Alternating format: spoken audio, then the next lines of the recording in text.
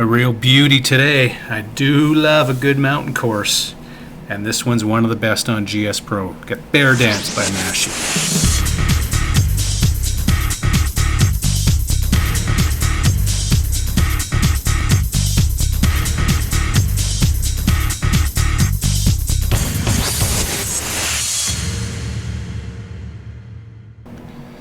An absolute beauty from Mashi. I remember demoing this or betaing this in an early beta version that Mashi had sent me, and I'll be honest, I kind of forgot about it. There's so many courses coming out and life getting in the way, and then there's the never-ending debate on Facebook about, hey, what's the best course on GSPro? And I mean, everything's subjective, right? But some guy a couple days later mentioned just randomly that Bear Dance by Mashi is outstanding, and I remember thinking, yeah, I did play that one on beta. So I loaded it up on my sim, and I'm like, did a couple flyovers and a couple holes. I'm like, oh, I'm going to play a couple holes, and I played a couple holes. I'm like, oh, I'm just recording this now. I was going to record something else, but then I started playing this. I'm like, no, I'm doing this for the boys.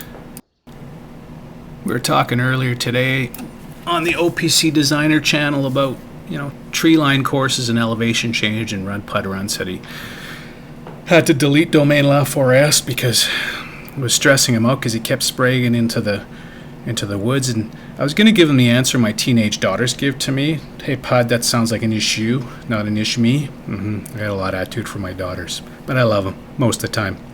Anyway, maybe mountain courses aren't for you, and then that's fine, but this one is just visually stunning. Personally, I live in the Rockies, so you either learn to hit it straight or you go to Casca and you get yourself a pack of 36 noodles there for $25, and just learn to look for your balls in the woods a lot. And sim golf doesn't need to be stressful, man. I got enough stress in my life. I got teenage daughters. I'm married. All the married people know what I'm talking about, right? And I got a job that kicks my ass with time zones and fatigue. I'm actually got 48 hours in Ixtapa, Mexico right now, so I'm going to go have some cervezas on the beach here shortly. But generally, this job kicks my butt, fatigue-wise. So I got a ton of stress in my life. So I don't need sim golf. I don't need golf to be stressful. I spend a ton of money on my sim room downstairs, and I need to enjoy it. So I'll just sit there, and if I spray it into the woods, which I do occasionally, I'll just take a sim drop. I'm usually drinking some craft beer with the boys when they come over, and we'll just have some good times, play some tunes, have the hockey or football game on in the background, and just have a good time. That's what this is about, boys. You got enough going on in your life. You don't need to be stressed out about this, so just have some fun. All right. Look at this. Watch this shot around the trees. Yeah. So let's talk a little bit about this course, Mashi.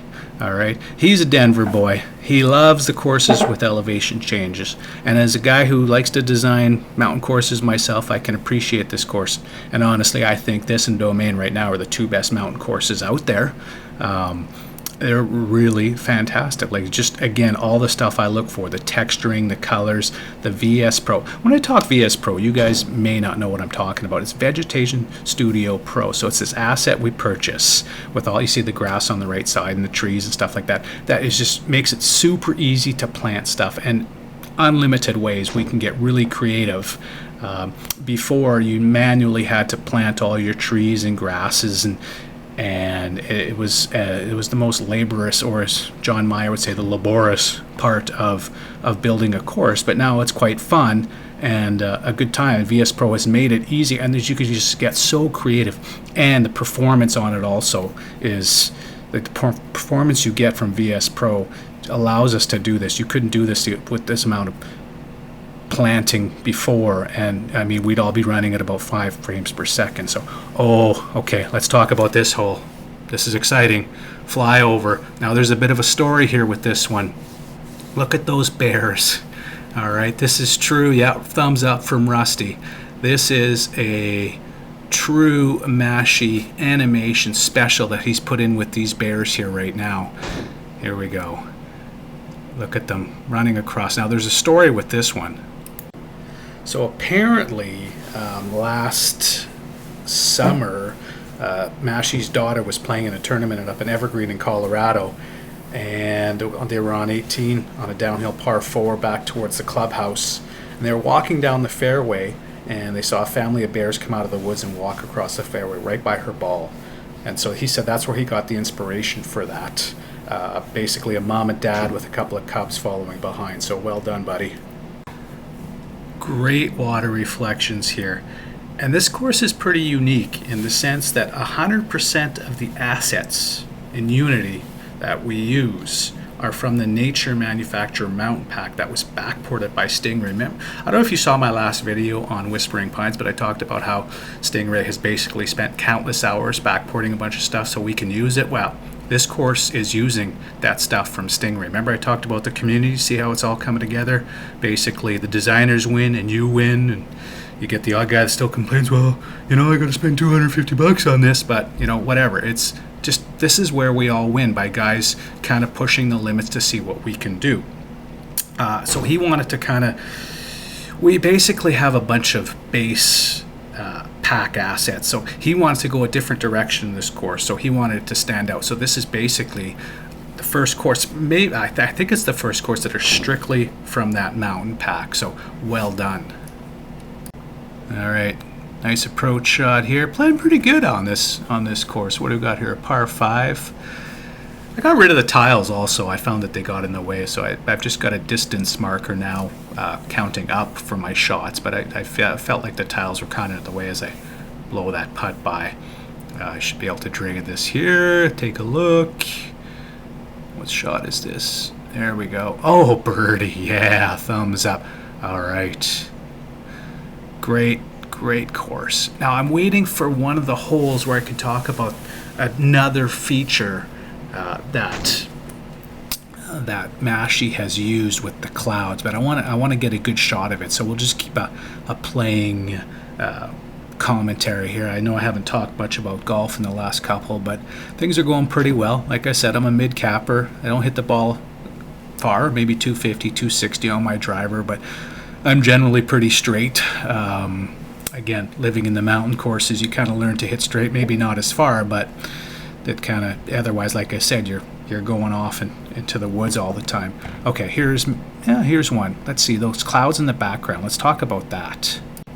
Actually, I think I talk about something else here. Yeah, F5ing over. I have to give kudos to Justin. He built these hole signs. Like, look at that. Look at how fantastic. This is something, unless you, thumbs up, unless you go really close to observe, you guys don't notice some of the detail here that we put on these courses. And, you know, I feel bad on Whispering Pines. I forgot to mention Justin, who did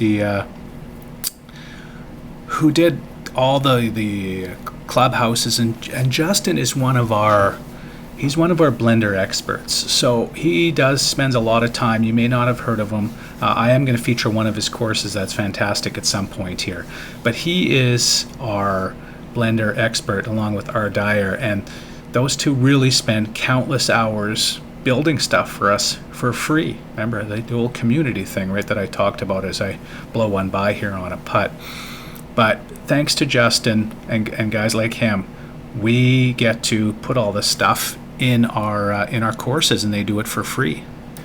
All right, I want you guys to appreciate just the texturing here. Everything looks amazing. The colors he's used to blend everything, the trees, the deep rough tall grasses, like everything is really well done. The mow lines, a lot of terrain work he's done on here. The cart paths are flat.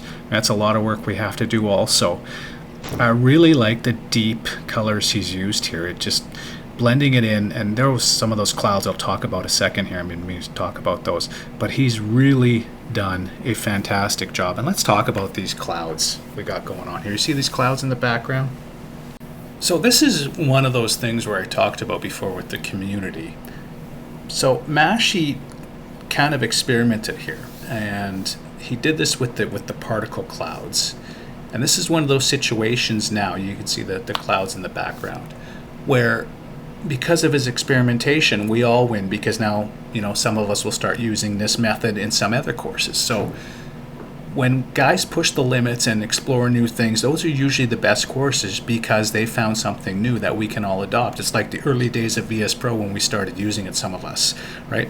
Everybody uses it now. It's also like Stingray with the complete mesh terrains that I talked about in Whispering Pines. Well, We all benefit from it now.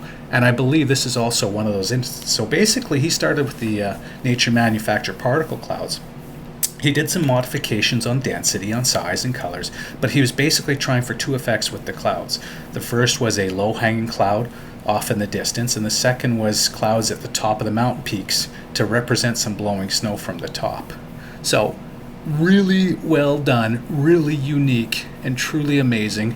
And I'll be talking to Mashi down the road on some of my courses. I'm like, how do I incorporate this? Because I have no idea. But again, it's his hard work that's allowed us to, benefit from this. And of course, the end user is the one who really benefits. Ooh, I think I hit the tree here. Yes, I butchered this hole. Let's talk about this hole here. Yeah, that was actually a good hit. I think it went about 240 or 250 carry, but it hit that mountain, or it hit that tree. So, and then here, a little toey. I didn't really warm up much. Oh, another one. I didn't warm up much, and I hit a lot of toey. That's my fault, is I hit a lot of toey shots with my woods and my hybrids when I don't warm up properly, because I'm all arms when that happens. I'm not using my body enough. But I managed to get on here in regulation.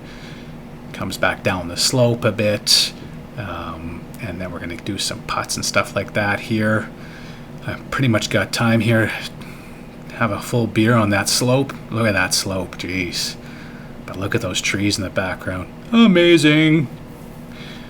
Look at that 3D grass. Oh, man, this is so good. Like, just so well done.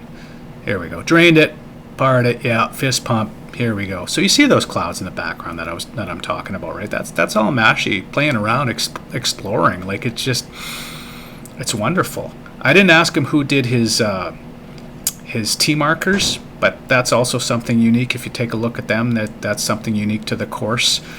Oh, beautiful drive on this one, and I'm like, oh, are you kidding me? Oh, I kind of got away with it. I remember this drive, but try and launch one over the tree here, and I managed to get it over the tree. Looking pretty good. This course is, let's see here. This course is about 45 minutes south of Denver. And he's played it a few times, Mashi has, and he says he thinks this course is much harder in real life. I agree, most courses are. He says the greens are just brutal. But anyway, he's done a great job, and I love this course. What am I doing here? Long birdie putt, 50 feet. Just trying to get it in the zone. Stop. Yeah. All right, hole 15, we're 1 under. Things are looking good. I've loved the way how he's filled everything on the transitions. I've talked about this before. In the whole transitions, I think it's important to have no dead space, and he's done that. Oh my, what was that? Just a spray off to the right. Yeah, trees, but I get a good bounce. Yeah, that's me not warming up. I'm looking at my Unicore screen right now saying, ugh, and I'm seeing exactly my face was wide open, and I'm just like, oh man. But whatever, got lucky. On 15 here, second shot. What am I doing here? Why am I taking forever? Oh yeah, I'm looking at something. I don't know. I forgot to edit that out. Oh well. You guys put up with me. Here we go. And the second shot. Oh yeah, over the trees. Onto the green in reg. I think I had another good round here. I actually started filming these. I've actually been playing okay because I've been playing a lot more sim golf now than I had before. But I thought I was destined to suck forever, but I seem to be playing fairly reasonable. We'll see how it transitions off to the real world here in the spring. All right, hole 16. Oh, another flyover. Now he's got a fountain here. All right, and that's basically, he has fountains on 10 and 16 on this course, and he said this was his first full attempt using the Unity particle engine for those, so he created them from scratch. He says he's pretty happy with the way they turned out. I agree, they look great, buddy. Good work. All right, oh, little toey again. That's okay, I think it's going to work out. Nice fountain. All right, I actually have time to talk about golf now. I think I've told you everything that Mashi's told me about this course. So, good rock work, nice house in the background, really well planted, everything is nice. All right, decent approach shot again. PUD still like angry at me for telling him about the issue thing. It's okay, buddy. I'm going to feature a couple of Ren PUD runs courses down the road here. I just haven't had time to do it. He's got some fantastic courses. He's truly one of our best designers now. All right, what are we doing here? Hole 17. Look at this beautiful hole. Like, just take this all in.